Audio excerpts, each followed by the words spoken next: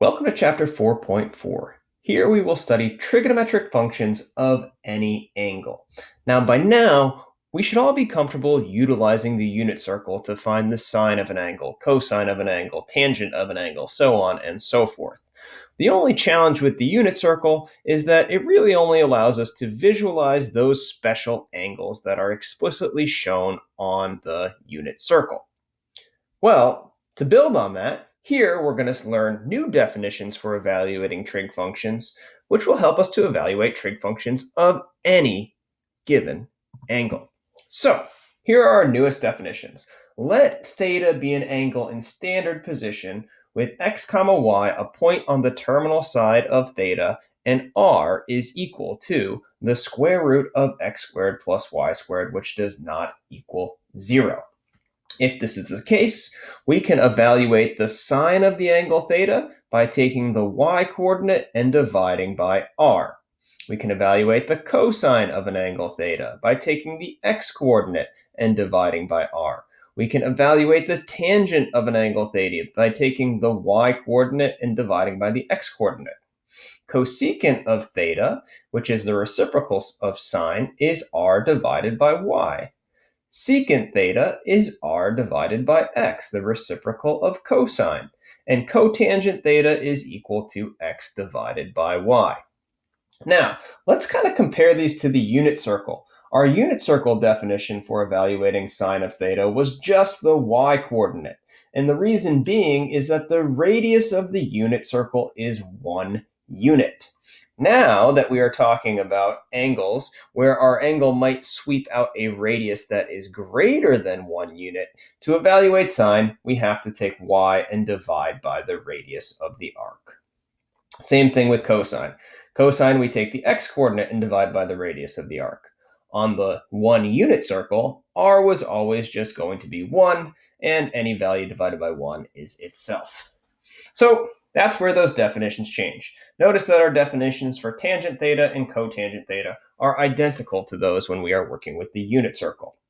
So here we have the radius of this arc r. That's the distance from the origin to our point x comma y. And we have this equation, r is equal to the square root of x squared plus y squared. If you're curious as to where that comes from, well, that's just from our Pythagorean theorem. Notice I would travel this distance x here, this distance y here, and doing so creates a right triangle that is associated with this angle theta, which we have generated. Well, if we were going to find r, the radius of this arc, we could use the Pythagorean theorem. X squared plus y squared would have to equal r squared, which means that r is equal to the square root of x squared plus y squared. R represents the radius of the arc that is swept out that goes through the point x comma y. And because it is a distance, r is always positive. Okay, that is important to recognize. Again, r equals the square root of x squared plus y squared, right from the Pythagorean theorem. Notice that in these cases, we're talking about angles that are in standard position. So our initial side is on the positive x-axis, and the vertex of every angle is always going to be located at the origin. Make sure you are drawing your angles out carefully and correctly. Let's see if we can't use this information now. Let -12, -5 be a point on the terminal side of theta. Determine the exact value of the 6 trigonometric functions of our angle theta. Well, as always with trig, when in doubt, draw it out. Let's see if we can't draw a picture of our angle. We have to identify the point -12, -5. That means I need to travel 12 units to the left from the origin and 5 units down from that. That gives me the point -12, -5. And here would be my angle theta. Notice again, we're talking about angles that are in standard position. Our initial side is on the positive x-axis, all right, and the vertex of the angle is located at the origin, all right? We have generated our angle theta. So, in order to evaluate our 6 trigonometric functions of theta, we have to know r. Well, how are we going to find r? Well, there is a relationship here, a special right triangle that is related to our angle theta that we generated. And so how can we find r, the radius of the arc, this distance right here from the origin to my point? We can use the Pythagorean theorem and know that r is equal to the square root of x squared plus y squared. That means r is equal to the square root of negative 12 squared plus negative 5 squared. That's the square root of 144 plus 25. And 144 plus 25, that gives me 169. The square root of 169 gives us 13. All right, so there we have r. Now that we have our ordered pair x comma y, and we have r, the radius of the arc that is swept out, we can evaluate our 6 different trigonometric functions. Well, to evaluate the sine of theta, our definition for sine theta is y divided by r. Our y coordinate is negative 5, r is 13, therefore our answer is negative 5 over 13. To evaluate the cosine of theta, we take our x-coordinate and we divide it by r. The x-coordinate is negative 12, r is 13, therefore we get negative 12 divided by 13.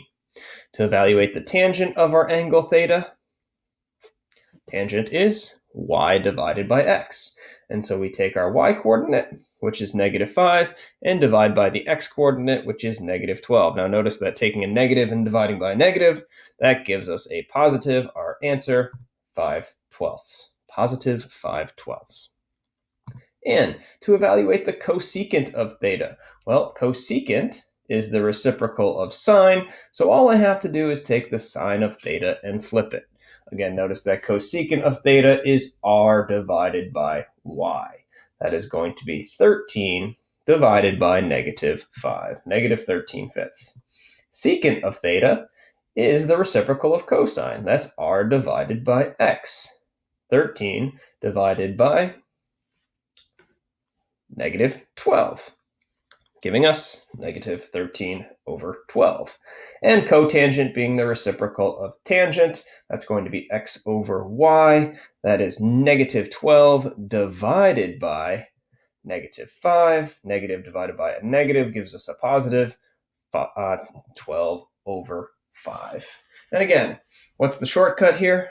Knowing that cosecant is the reciprocal of sine, that means I just flip the fraction. Secant is the reciprocal of cosine. Again, I flip the fraction. And cotangent is the reciprocal of tangent. I flip my fraction. All right, so there we have our newest definitions. All right, the definitions for sine, cosine, tangent, cosecant, cosecant, cosecant, secant, and cotangent for any angle. All right, and again, these definitions work for the unit circle as well. On the unit circle, r is simply equal to 1.